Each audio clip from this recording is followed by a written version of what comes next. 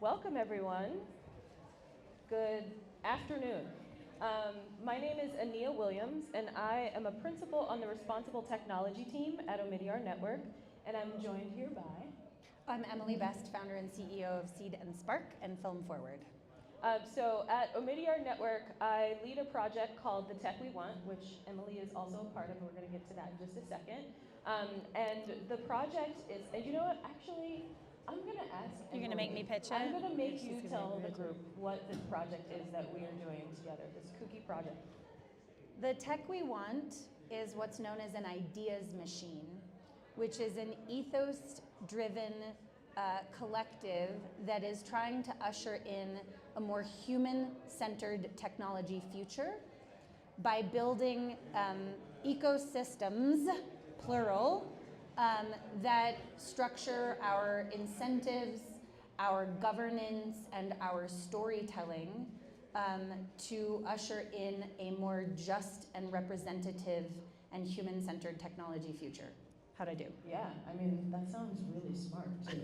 I think, like... You built it. You built that. I didn't. I'm just talking about it. I mean, did I really build it? I think we all built it, which is, like, why we're all here today, to talk about that. This lady cannot take a compliment, let me tell you what. So, I mean, I came into this after being an entrepreneur, working in tech for quite some time, having started organizations that help Black and brown people start tech businesses, organizations that help push for more sustainable options, especially around funding in the tech and startup ecosystem, and also helping to build coalition among people who have largely been at the margins of the technology sector, who are really trying to come and support and create pathways for others like us to get in. And when I came to Omidyar Network, there was an opportunity for us to kind of fill out the portfolio of work we were doing in responsible technology with something that was not necessarily adversarial towards the harms and abuses of big tech that we experience now. And I say that knowing that my colleagues are doing like amazing, important work. But we can't only talk about what we don't want. We also have to talk about what we do. And that's what this project is about. And it has been a practice of us convening really incredibly talented and accomplished people like Emily, who's going to talk about her journey in just a second, to collectively imagine a future together. First, collectively define a problem space, and then collectively imagine a future together. And then us starting to build ideas and solutions off of what have emerged from this group of leaders, all of whom sit in different vantage points and lead different types of work and build different types of infrastructure for a more just tech movement.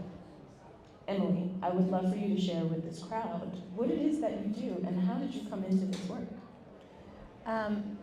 So I founded a company called Seed&Spark, which is an education and crowdfunding platform for independent creators. We've been around now for almost 12 years, which in the technology space, I think officially qualifies me as an auntie. Do I get auntie status? For sure. Okay. Seed&Spark was never really built as a tech company, although we certainly engage in the world in that way. We were built to move power to creators and communities through storytelling and shift power, especially to creators in the business, by helping them build sustainable audiences for their careers, audiences that could not only help sustain them financially, but also sustain the impact that they were trying to have with their content. Something that I have only recently been able to articulate is that crowdfunding is not a technology. It's a community practice that has been around since forever, right? Like we are troop animals and we crowdsource basically everything, right? We crowdsource community care, we crowdsource all sorts of things, but crowdfunding was really being treated like, okay, this is gonna sound like a humble brag, but it's actually I'm trying to go off. I'm gonna try to. We got named as one of the top 200 fintech companies in the world this year. Okay, hold on. We're not fintech.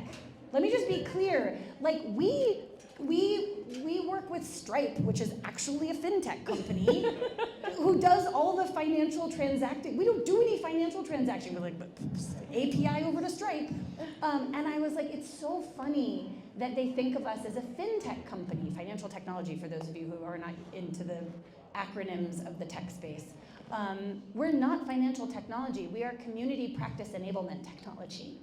But the tech industry doesn't particularly acknowledge that, right? And so I think what we've done at Seed&Spark is really build an education and community-first set of practices that then we enable through technology, and as a result, we have the highest crowdfunding campaign success rate in the world by like 2.5 times the next closest platform, which God bless them is Kickstarter, and I love them, and he knows that, right? Like, I love them, we wouldn't exist without them.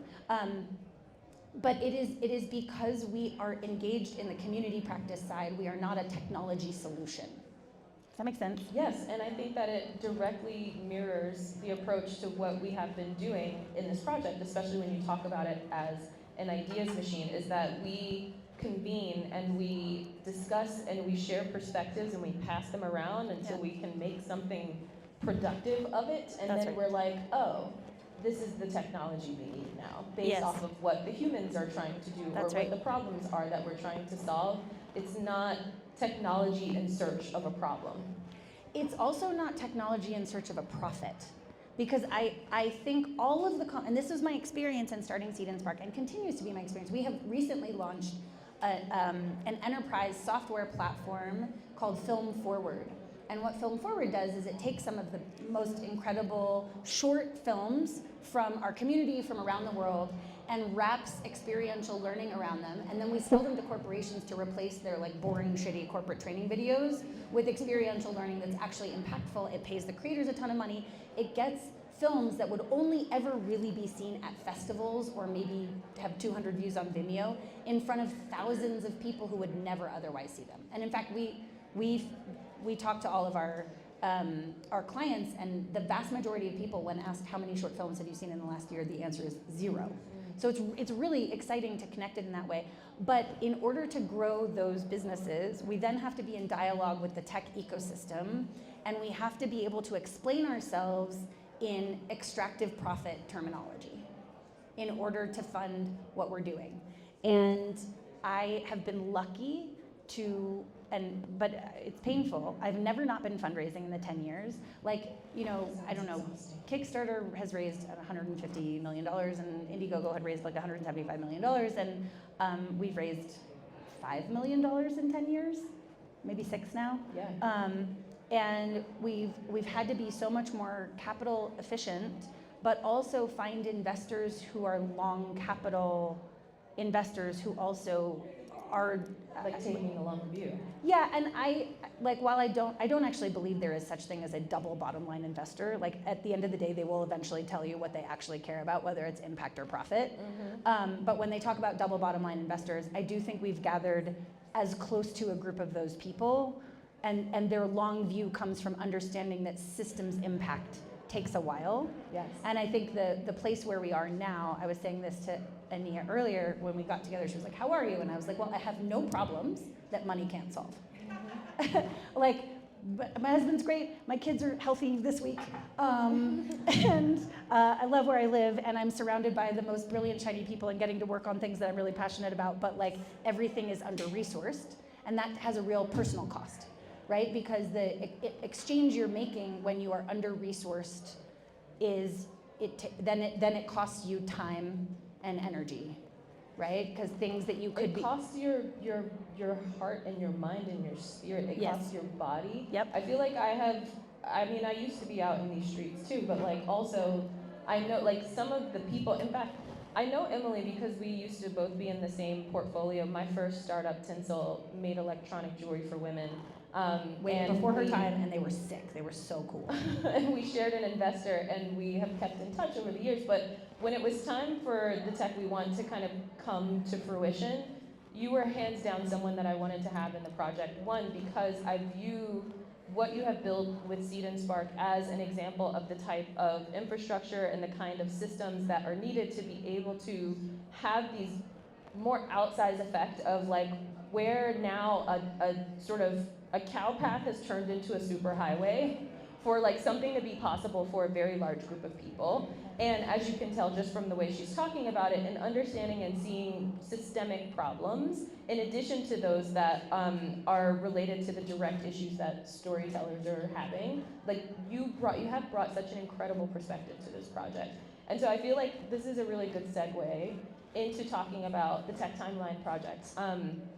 Because this was something that was conceived by the 15 luminaries in our project.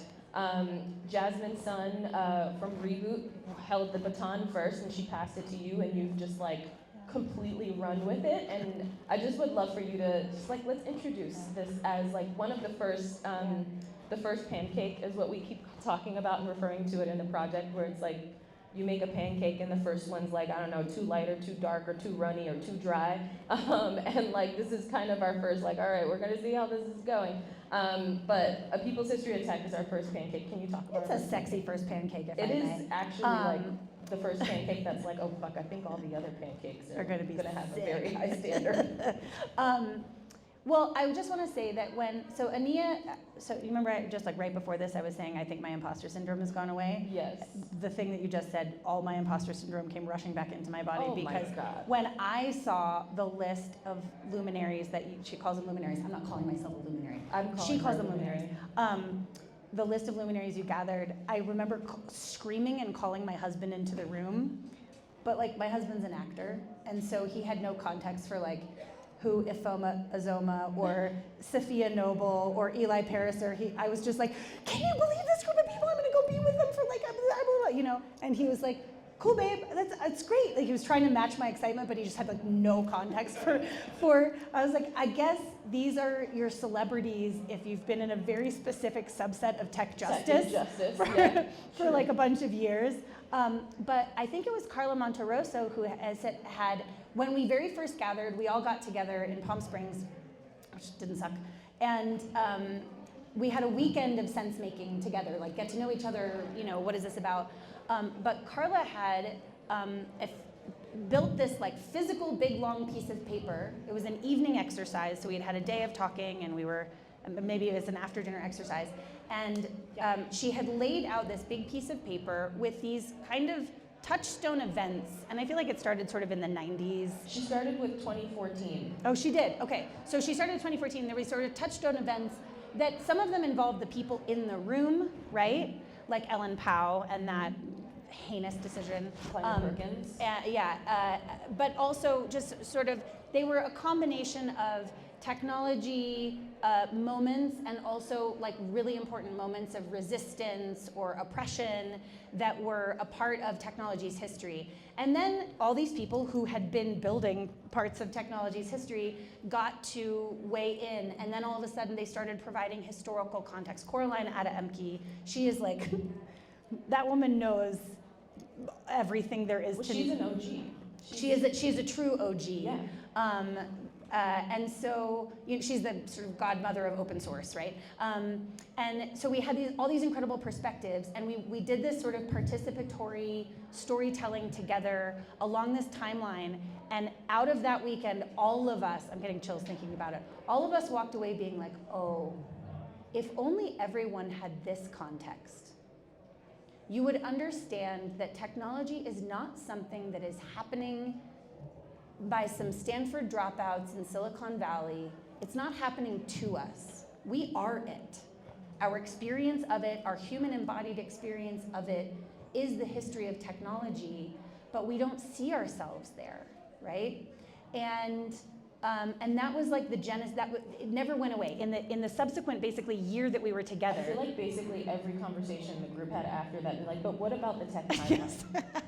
Yes. But it started to feel like a really important way for us to get this feeling outside of the sort of tech space was to open it up to anyone, like to make something deeply accessible that would allow anyone to feel themselves to be a part of this history in their own lived and embodied experience of it. I'll tell you, the linchpin for me was that the timeline that Carla put out was seeded with some people's experience of harm at the hands of the tech industry.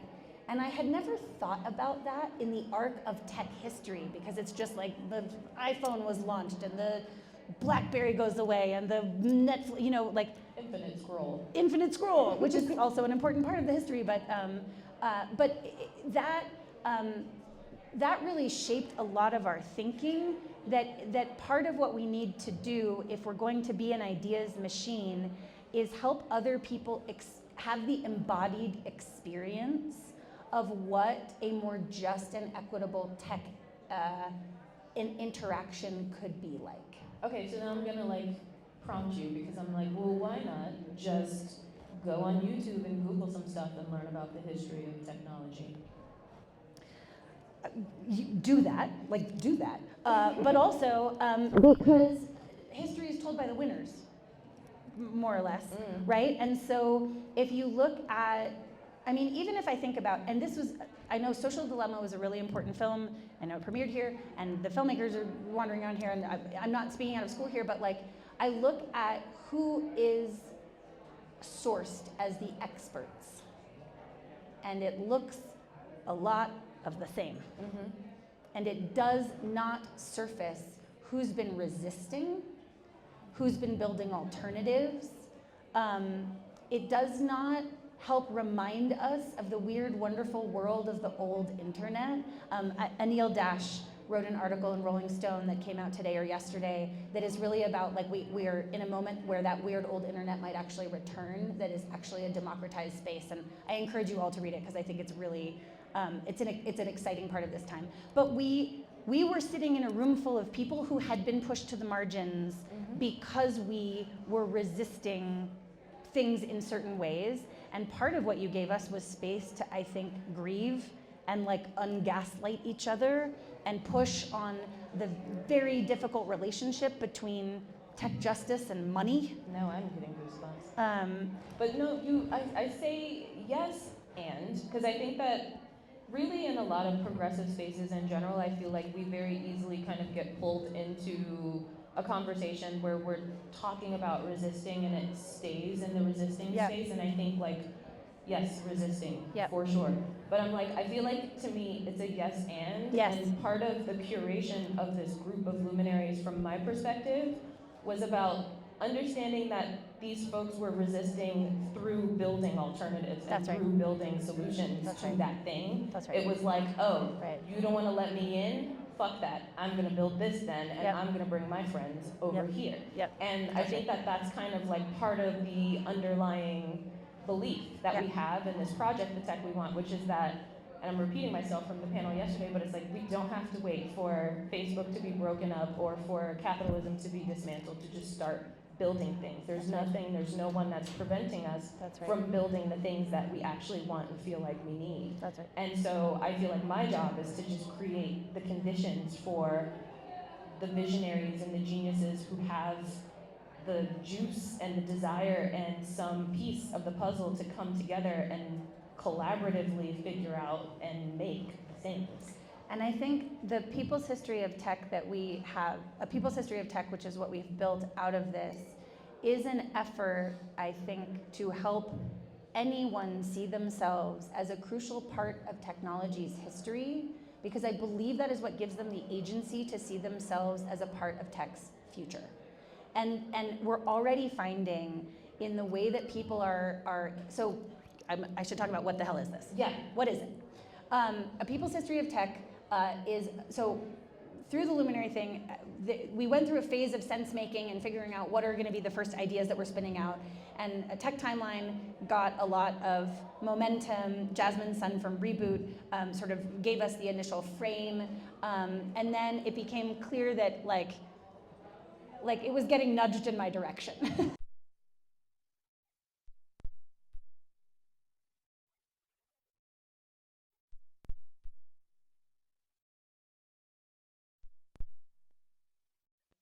Crowd today, and if you saw Eternal You at the festival, she was in that film. I had met Sarah at a conference in Sweden many years ago, and she had always stayed in my mind as somebody who's been very, very far in advance of where the thinking in tech ethics is going. Some would say she's a bit of a Cassandra I don't know if any of you are familiar with Greek mythology, but she was didn't want to be married to Apollo anymore and was given a gift and a curse, and the gift was she could see the future, and the curse was nobody would believe her. And I think I don't have the academic background in tech or the tech criticism sort of frame, or even any of the, I don't have any credibility in like predicting tech's future. Sarah had all of those things, and I called her and I said, it seems like I might get handed this project. I will not be able to do it if you can't do this with me. And she was like, funny thing is I happen to have time. And so Sarah came aboard at that time, and we started trying to envision how could we create that timeline experience for people that they could actually engage in. And we were lucky that Jasmine and her incredible community, so Reboot is a community of young, and I mean young, technologists who are really interested also in ushering in a more ethical technology future, but they are working in Silicon Valley. And let me tell you what, we got some insider operatives who are good. But so Jasmine is doing this like Reboot launch. They launch this incredible magazine every year. And so we build a sort of a paper timeline with a lot of Sarah's sort of perspective on what were the key events, not just in technology advancements, but in movements in resistance and in future thinking. And she puts these out on a timeline, and then we write some prompts on pieces of paper, and we let people come and interact with the timeline. And it was so fascinating to watch them. So first they were walking up to the timeline before anybody had answered any of the prompts. They were walking up to the timeline, and these were young people. These were 20 to 25-year-olds for the most part. So anything before like 2010 was not that relevant. It was new to them, you know what I mean? And it was so fascinating to see them engage with the fact that like the Arab Spring is on the timeline, because that was a resistance that was very much prompted by mobile connectivity. And cobalt mining is part of the timeline. Cobalt mining in Congo and the resulting genocide, that is all cell phone related. Oh, I haven't mentioned yet. We chose the mobile phone, this is important. We chose the mobile phone as the first chapter of a people's history because we've all got one in our pockets, and it's the most embodied piece of tech. We can all talk about how our phones make us feel. And that was really important to this endeavor. And so we started to see these young people interacting with the timeline, and they were getting both a history lesson, and then they were getting really interested in like, oh, I didn't realize that's when infinite scroll was. And then they would write a prompt, they would write their own story about some relationship they had to infinite scroll, or some relationship they had to, you know, being able to land somewhere and always know where they are. They don't know how to read maps, y'all. They never learned to read maps, right? All these really interesting things were surfacing. But then watching them interact with this physical timeline, we realized it was an experience we could never recreate in the digital environment. And we were already in the process of trying to figure out how to create a digital interface that people could interact with. Because you can't, and you'll see, we have it up over there in a sort of dark corner, but there is a physical interface that you can interact with that's too big, too wide, and has too many data points on it to ever fit even inside like a laptop or a desktop screen in any sort of viewable way. And what we wanted to do was have people interact with it in ways that we had seen them interact with it in person. So once these young people started interacting with it and then getting inspired and telling their stories, they would pin their stories to the timeline. And then people started interacting with it in a completely different way. They started going up to the timeline and just reading what people had written, the personal stories. And then that became a layer of their experience of it.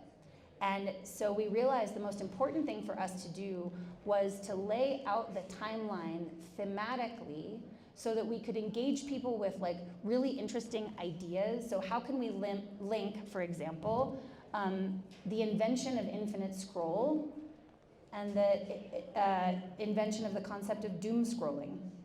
These things are related, right? Technology advancements have real material impacts that turn into cultural phenomena, right? And so once we saw people interacting in this different way, we realized the digital interface, which we launched on Friday, was gonna have to be completely different in order to bring in people's stories. And then we were gonna have to make it really clear in the digital interface the difference between what is the historical context data points that we're giving and where are the people's stories being displayed. And the interesting thing, I sat over someone's shoulder I just said, oh, go to peoplestech.com, and they started scrolling through it, and then they figured out that the text in pink is the stuff that the people are contributing, and then they just started moving right through the infinite scroll from one pink stop to the other. And then when the human story was really interesting to them, they zoomed out to the historical context around it. And this was to me like the most revelatory moment, is that it is we're at Sundance. The human stories are what make systems thinking matter to people. Yeah. That's what this is about to me. Okay, I'm done. Sorry. No. I love that. I think that I want to try to draw a theme there though too, because we've also talked a lot about collective storytelling, right? And I think that you, from the very beginning, once you took the baton from Jasmine, started to talk to me and the rest of the crew about how you wanted the actual process of us constructing this to be a participatory thing. And you were talking very specifically about the fact that, like, even though all the people in this project have been at the intersections, like, fighting for justice, like, we are the elites now, and this cannot be our telling. That's right. That's not right. We don't even ascribe to just it being our lens on it. That's right. Yeah. Internally, our shorthand for it was the tech timeline, which doesn't really give you a sense of what it means, because a tech timeline is just like what happened in history, right? A people's history of tech that really puts a people first, kind of puts a stake in the ground around who this belongs to and how it gets developed. And we don't want to shy away and say that this project doesn't have an editorial lens. Our editorial lens is we're doing something that we believe will usher in a more just, sustainable, human-centered tech future. And so if you go to the website, for example, it's very clear that we are very intentionally surfacing stories. Like the first the first like real advancement in microchip processing was by a trans engineer who had been fired and sort of discredited for her gender identity, and then more recently was actually kind of reinstated as like, oh, this was like one of the real innovators. And so we take the responsibility of digging up those lost stories, but what's been really interesting about interacting with this in both in-person and digital space is people who were there for, no tech for ICE, right? Google employee resistance, like those people are participating, but also people who were on Canal Street at 9/11, on 9/11, talking about how important text messaging, which was a brand new feature, became, because when the towers came down, those were the major cell towers in the southern part of Manhattan, right? And so just like the ability for us to say that the people who are present in the rooms at Stanford and Harvard and whatever, those aren't the only people who were really important to helping us understand the context of history. They're also not the stories that are going to interest most people, because they're just so inaccessible. Like even to me, I think about like, you meet a Stanford dropout who's now a gajillionaire and has a venture fund, and they're funding other Stanford dropouts, and it's just this sort of like cycle of, in many ways, a certain kind of groupthink. Yeah. And a people's tech has already cracked us open to what are people really interested in that would get them engaged as citizens of technology's future. I love this. Okay, I feel like this might be a good moment for us to play the trailer for the timeline. Sure. I hope that y'all will also check out the timeline hanging on the wall over there. Did we bring any of the prompts? We brought the prompts, yes. The prompts are over there. Fill out a prompt and add it to the timeline. You are part of the history. You are a people's history of tech. Exactly. So please participate. And we would love if we can pull up on these fancy screens here the trailer.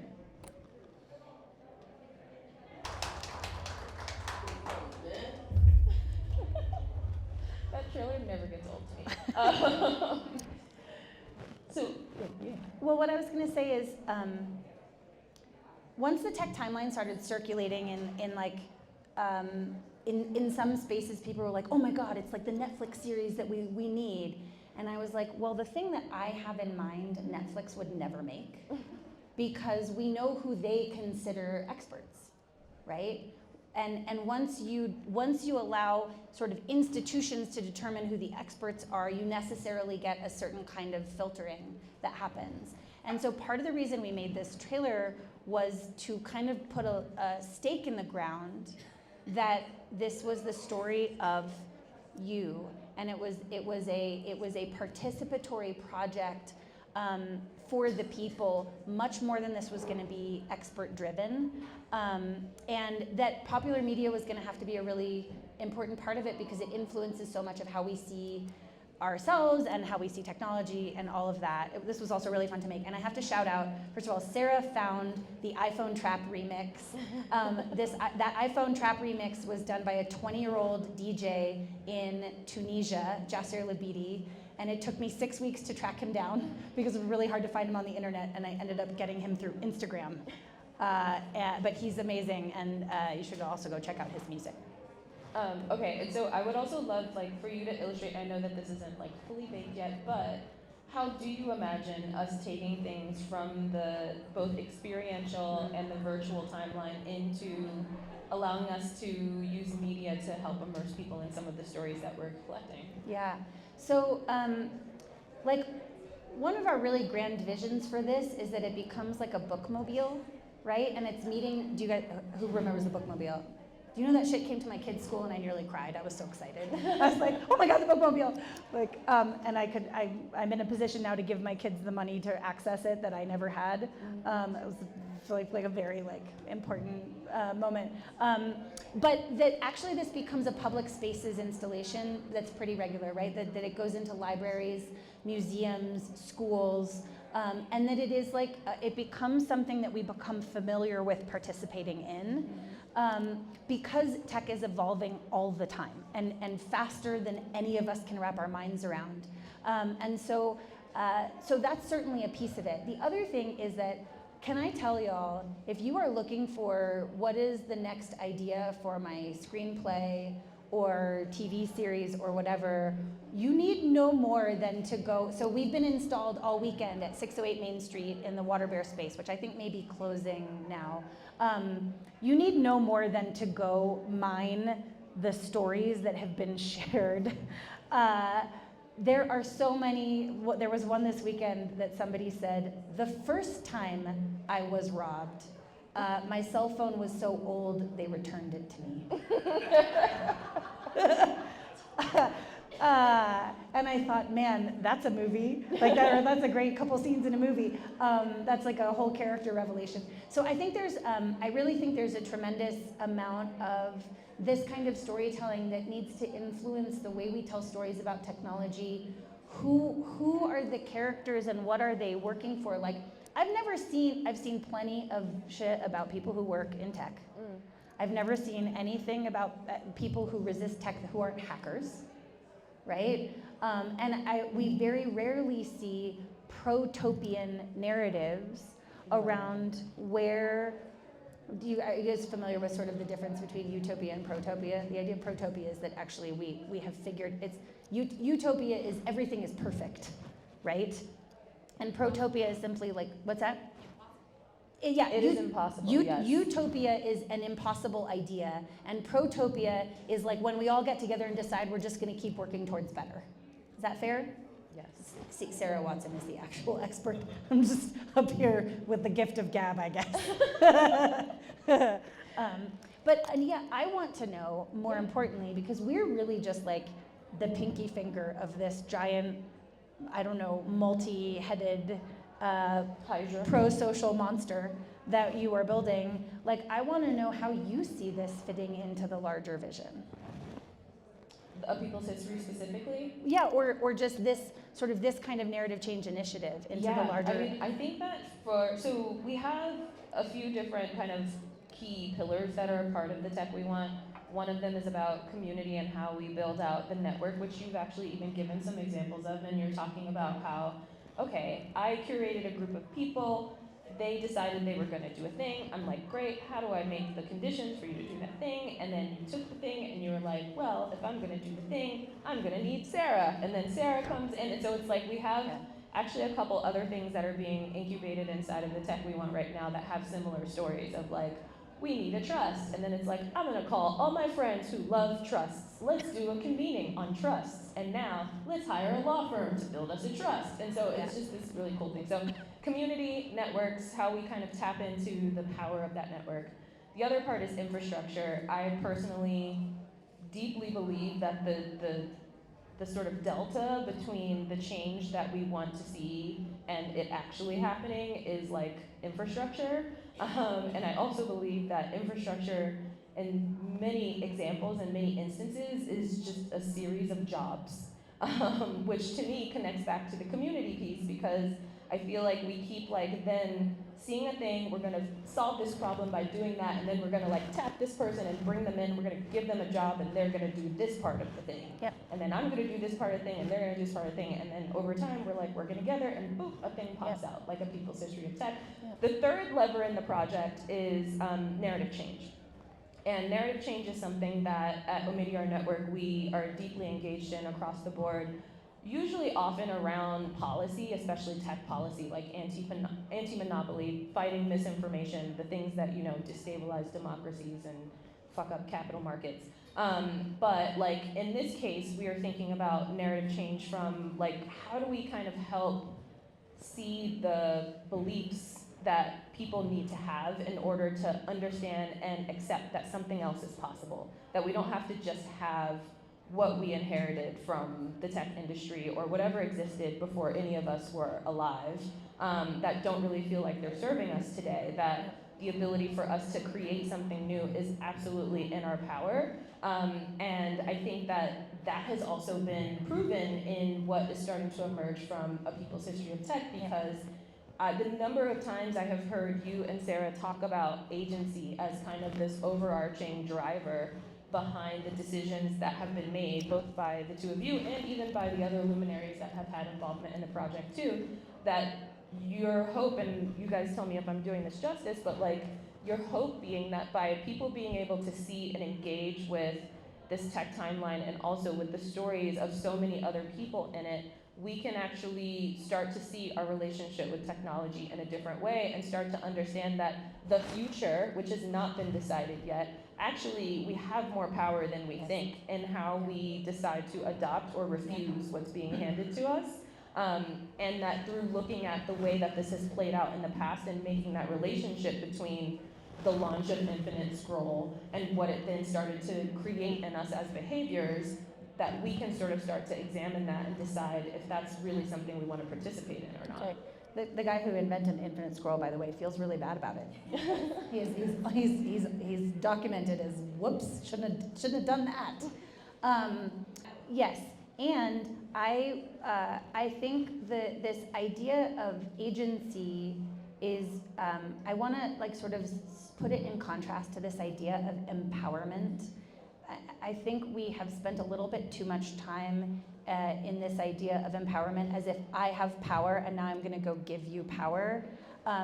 It's actually, agency is something that we all possess, but we don't all have the same relationship to using it. And those can be for historical and societal reasons, they can be for familial reasons, they can be for imposter syndrome reasons, but they can also just be because, and I mean, I think this is part of a larger problem in our democracy, is that a lot of people are feeling right now that even when they use the power they believe they have, like to vote or whatever, they don't see the outcomes that they're really looking for. And I think with A People's History of Tech, and this is part of the brilliance of what Sarah has really curated, is that with, it's certainly for the digital portion, every kind of theme comes with a set of actions that any individual could take. Any individual could make a set of decisions that give them more agency in their relationship to technology. And then it's sort of up to that individual person, but I do think you have to experience a positive outcome of exerting your agency in order to really feel the power of it. Yeah, and so this idea of empowerment, like, it doesn't mean shit if I give you the power to vote if every time you vote, the thing that you're hoping you're voting for doesn't happen. That's like a big thing to say right now. Mm-hmm. But that's true in how we, you know, lobby our well, it's one of the greatest examples of collective agency recently was the strikes, right? Is like a whole bunch of people got together and said, I actually get to choose whether or not I go to work today. And it's going to be really painful if I don't go to work. I live in Georgia, and most of the film workers in Georgia cannot go 1 month without work, and they struck anyway, right? And so there are these moments that we have where we understand that our individual agency, I choose whether or not I go to work, can become collective agency that actually changes systems in meaningful ways. And I think that's the underlying, how do we build people power around technology when technology has done a really good job of fragmenting us? Yeah. And so that's really the effort going forward. And so, yeah, I hope, because we only have a few more minutes, like I hope you can take some of the prompt papers and go check out, it's a little bit in the dark over there, but check out the timeline, and if you stick some things up on there, they will eventually surface in our digital version. And you can go to peoplestech.com, and it's obviously very mobile friendly. And you can start engaging with it from there. And we would love for you today, even if you do it digitally or in person, to just take a few minutes with it. And because we're here, like, give us some feedback, because it is for y'all. Yeah. Thank you. So I mean, we have like 2 minutes left. I don't know if anyone has a question. I would love to. Yeah. But wait, before you ask it, do we have a mic that we can run over there? All right, we'll just repeat the question. Go for it. So you just mentioned agency and sort of this people power around technology, and what comes to mind is enforcement or reinforcement of that. If we are building, how do we protect that agency when the governments that we're supposed to have supporting that are actively eroding? Yeah, so this is a really, really complicated and nuanced question, and it's really about surveillance, and even when governments are acting against what we understand as the law, in order to, in the case that you were mentioning in order to endanger the lives of trans people,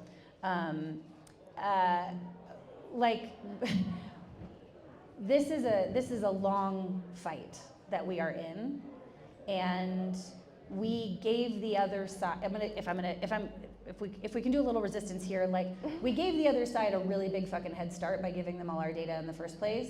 But also, so Sarah Watson's talk at the conference, it's called The Conference, in Malmö, Sweden in 2014, was about why we should give a shit about what happens with our data. 2014. Nobody at that time, certainly no Americans, were giving any shits about our data. What was fascinating to me is I was there in a facilitation capacity to understand how were the people at the conference responding to what was coming out. And these people, I tell you, they came running out of her talk at me, just unbelievably anxious about data privacy and data sovereignty, because the Europeans felt like they felt this tremendous American cultural hegemony in technology, right? That it was American cultural values that were about extractive capitalism that were really at the epicenter of all of their experience of technology. And it was not a surprise in many ways that a few years later we saw the GDPR. You know what the GDPR is? It's Europe's like much more harsh privacy regulations as it relates to individual data. Remember when you started seeing I have to accept cookies? Yeah. That's GDPR. That's GDPR compliance globally. And so I think the other side has a head start. And the data is where it is, and people can access it, right? So part of it is really about figuring out where you want to get involved in collective action, where you want to be a voice of resistance, and also where you want to make personal decisions about where your data goes. And those decisions right now do come at a cost, right? I want to add something to that too, because I feel during our time about the what, like talking about this project specifically that we're building, we haven't talked a lot about the how of how we do that, which we actually spend quite a lot of time and energy on the how in this project. But I want to just like touch on that very, very briefly to say that, you know, one of the things that has been really important to me, and this kind of gets back to that sort of infrastructure lever, And I kind of mentioned in passing, like there's a group of people in our project that are very committed to figuring out how different types of structures like purpose trusts can be useful to us in what we're doing. And part of that is because we also understand that if we want to be, you know, in the room even with policymakers or really trying to go toe to toe with anybody who might try to come for something that we need, or knowing that even like in a very generative project, we're creating intellectual property, we're creating value, we're creating assets. And like, even though we don't ascribe to a lot of the tenets of capitalism, we still live on planet Earth and need like dollars to pay for food and our bills and all of that. And so we've also been thinking about like, how does our belief in the way in which we are operating and the way in which we're creating things, like how do these containers stay in alignment with our values while plugging into that system? So for instance, we've even had conversations in the People's History of Tech about like, as we collect like different types of information, or as we like create different types of assets, like how do we think about the ownership of that?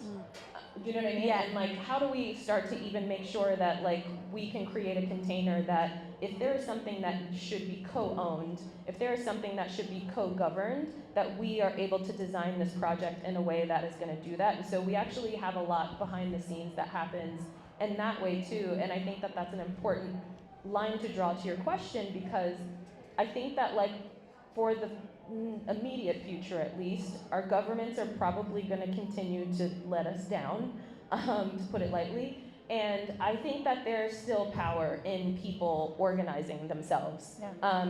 But I think that like having those structures allows us to have power that's also recognized by the system. So it's not just we're going to go protest in the streets, but also we have an entity that hired a lawyer and is going to fucking sue you. And I will say, Tech is open source and open culture. So open culture is any of you can go on and participate. It's also open source. So the database that we are building is also accessible to people who might want to take it and build different data visualizations with it, or might want to find different interesting artful ways to display it, or might want to use this historical context to create curriculum, right? And it's all governed under a commons license.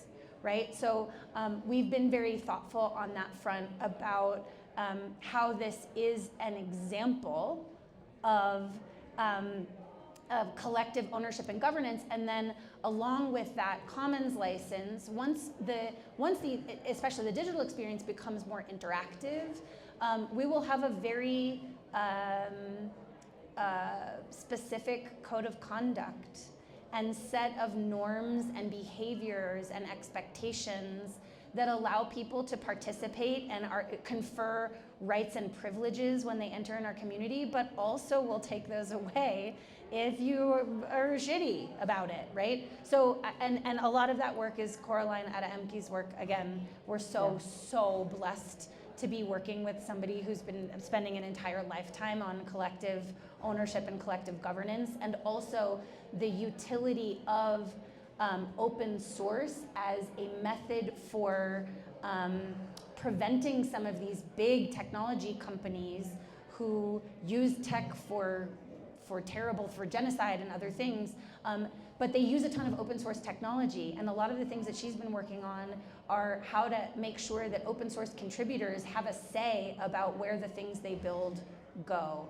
And this has to be a massive multi-stakeholder, we are all in it to win it together thing, because as you say, like we are vulnerable as a result of our current technology ecosystem.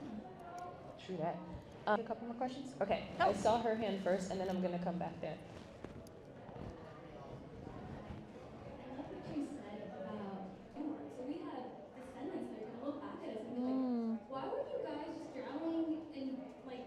Dopamine, like why weren't you looking at the greatest technologies ever created? Why weren't you setting human-centric values? And for me, that gives me agency, and that fires me up. And I love also what you said about agency with regards to data. I think that ultimately we don't really read our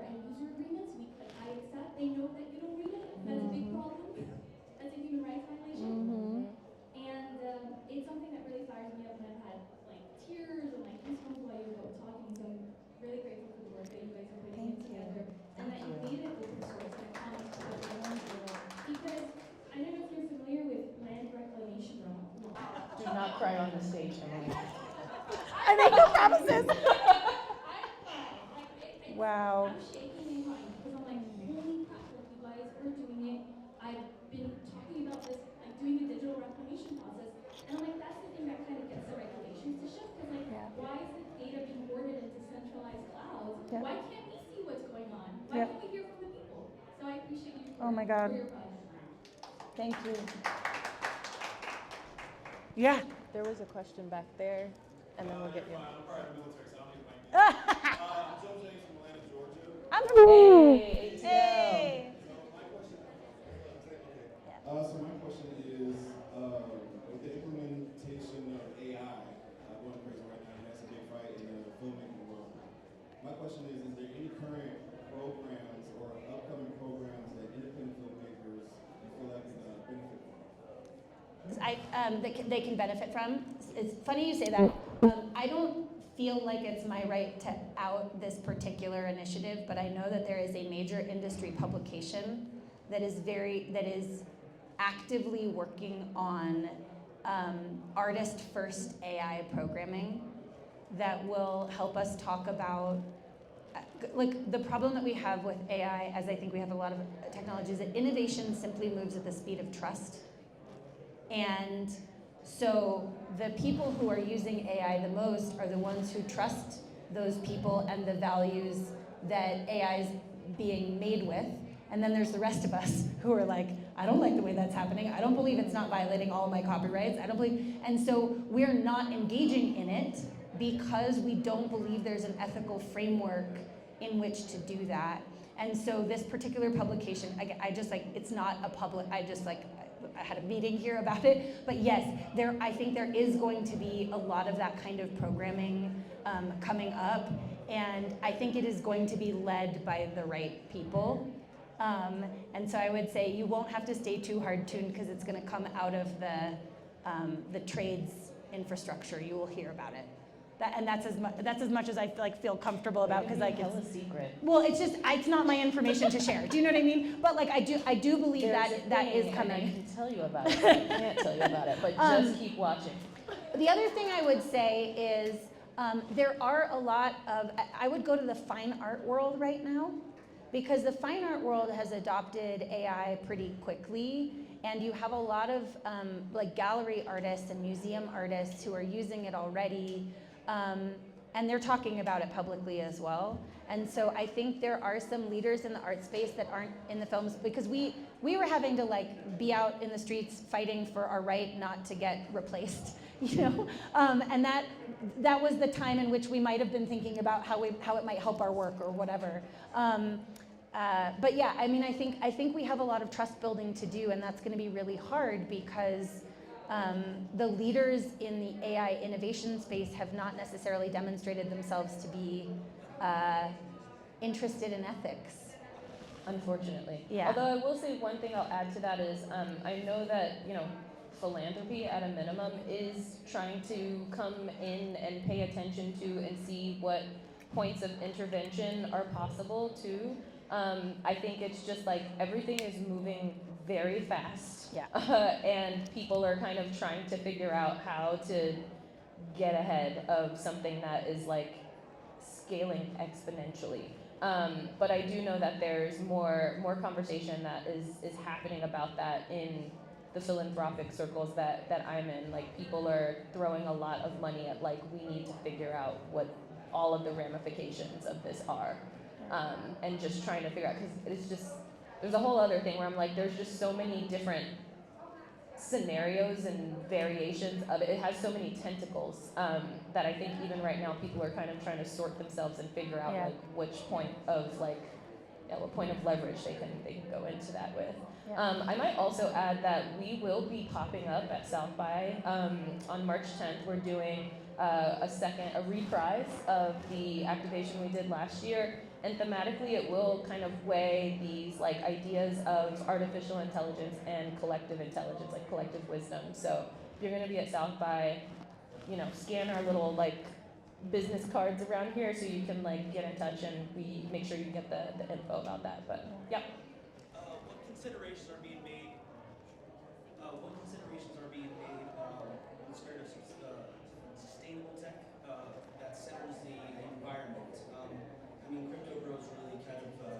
screwed my home network over.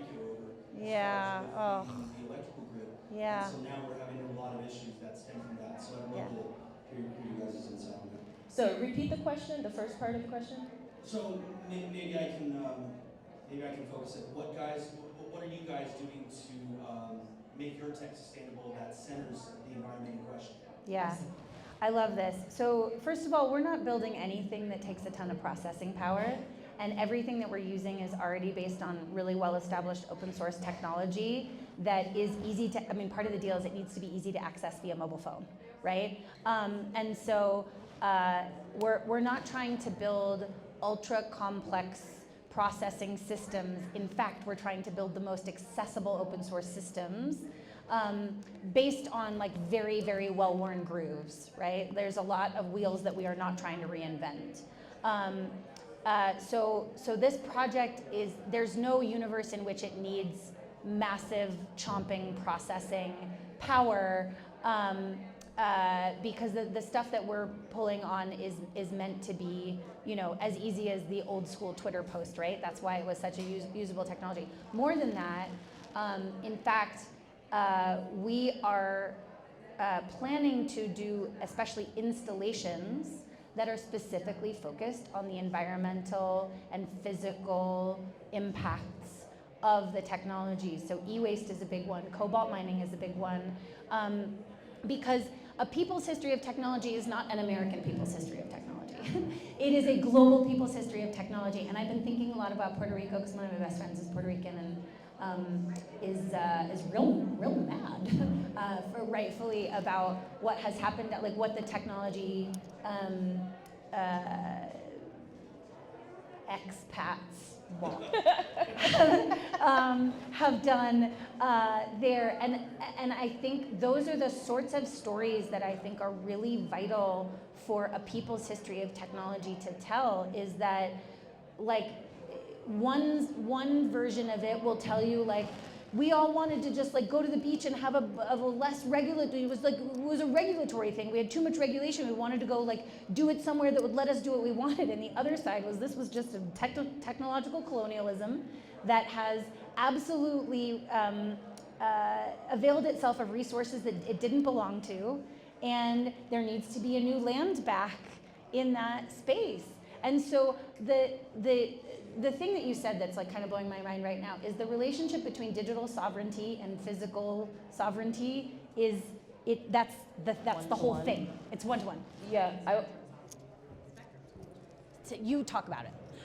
We're also adding things like the concept of spectrum sovereignty, which is the indigenous folks who are trying to take back access to the spectrum, like literally the airspace that mobile phones are using, because the FCC auctions that off to the telcos to be able to be on whatever bandwidth.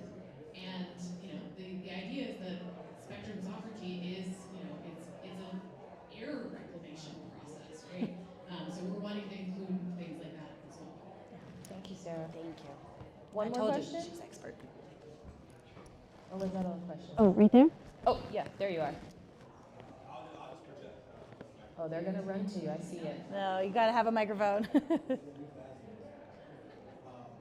you for the share, and thank you for the context of Aniyia Williams, who is with technology and our future looks like with this technology for better or for worse. My question for you is, as an executive producer that works in scripted, non-fiction, original content, are you guys looking for tools, IP, that can play as strategic partners more to amplifying these types of narratives? Are you offering? Let's talk about it. Yes, I mean, listen, why are we here? And why are we here at Sundance, right? Part of the reason we're here at Sundance is in order to, we literally launched the digital version of A People's History of Tech on Friday, and we wanted to go from tech spaces to storytelling spaces, and then eventually to third spaces, libraries and parks and you know, educational spaces. But we have to be in media spaces, and these stories have to show up in media spaces. And so the answer is yes, 1000%, that's why we're here. Because like what I know about Sundance is people come here to fill their well, for inspiration and ideas. And so if you never know who's in the room when you say the thing that makes the thing that makes the change. My dad says, you know what you do, but you never know what you do does. And this is a sort of a perfect example of that, is that we want to be part of a fabric. And I would say that what Aniyia did in convening the folks that she did, it still makes me uncomfortable to say luminaries, in convening the folks that she did, is that we came from very different spaces, and there were people who are doing tech liberation for Black liberation, and there are people who are doing tech liberation for land sovereignty, and there are people doing tech liberation for all these different reasons. But this is actually a common space for us to figure out how we all do it for the benefit of everyone. And the narrative change part is so important. So I hope eventually a People's History of Tech is a consultation space, like is a facilitation space for people trying to think about what are the stories in this that I want to tell that are about my community or my space or what I know about. So yes, please, let's talk. Nice. Okay, well, I think we have, really we've covered a lot of ground here. We did. Yes. But if you have more questions, you want to talk to us, we'll be here. You can find us. And also, if you see those little cute green cards on the tables back there, scan the QR code. There's something somewhere on that page that you can get in touch with And us. I just want to point out, we have Roberto here, Maxine, Prad, and Sarah, who are all part of this team as well. So they're amazing. They have been unbelievable contributors and experts and supporters and caretakers of us as well as we do this. But you can talk to them as well. They have all the context too. Yeah. Thank you. Thank you.